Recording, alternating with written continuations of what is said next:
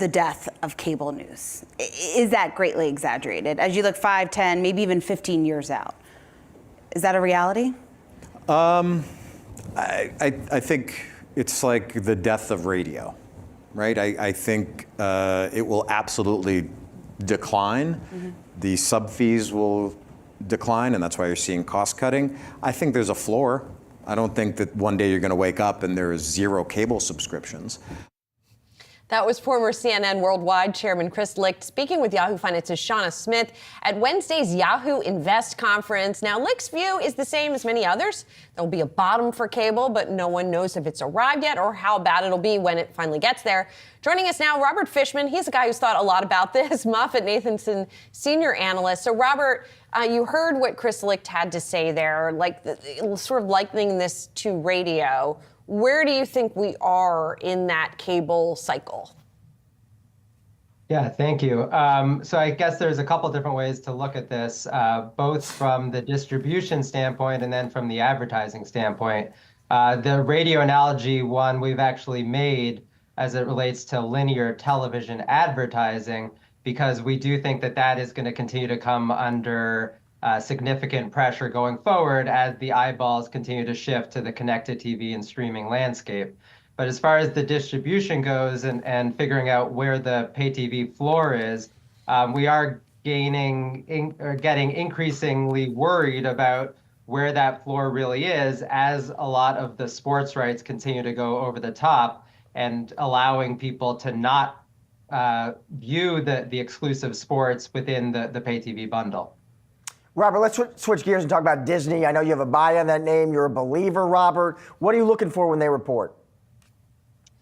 Yeah, so I guess Disney wraps up media earnings for us tomorrow. We're expecting to see much better profitability on DTC, which is, I would say, a takeaway across some of the other media names that we've seen so far to date. We're also expecting to see a much better studio performance given the hits that they've been continuing to make there and coming out of some of the lull that they had post-pandemic. So we're excited to see the profitability return at the studio.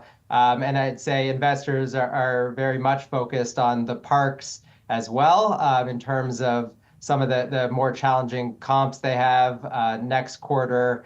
After they finish reporting September quarter, we'll start to see some of the impact around the hurricanes hitting their numbers.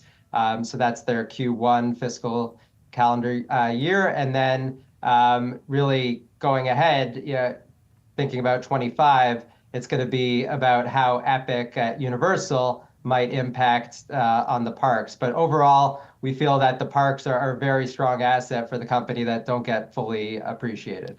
Robert, I want to zoom out once again here because we're about to get these Disney numbers. We were talking about the weakness that we are seeing in the cable companies, and we are, of course, approaching an administration in Washington that is at least expected to be perhaps a little friendlier to M&A. So given the strength of some media companies versus others, given the weakness in some sectors of some media companies versus others, what kind of moving around of the chess pieces are you expecting?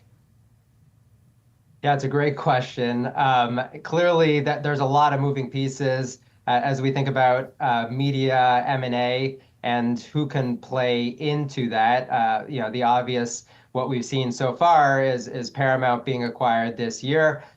We've got some larger transactions in the past around Disney and Fox, 21st Century Fox creating a standalone Fox today. And then obviously Warner Media as part of the Discovery deal. So there's still a lot that can still trade hands, if you will. We are expecting more consolidation in the future. But I think all paths lead back to streaming here and where this industry is going.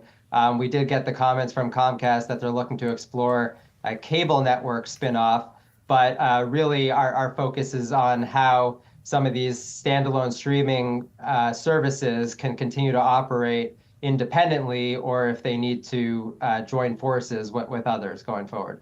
Robert, finally, let's talk Netflix. Hey, listen, you got Tyson and Jake Paul on Friday, Robert. I don't know if you're going to be watching, but you might be excited about that. You're not excited about the stock, though, Robert. You got a neutral on there. How come?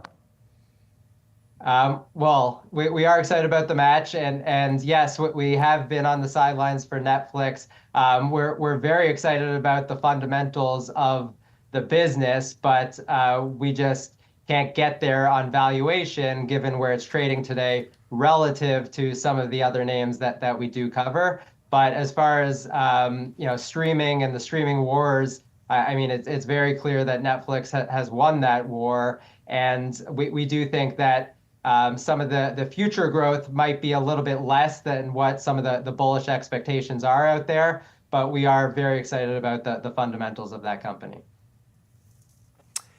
Robert, good to have you on the show today. Thanks for joining us. Thanks.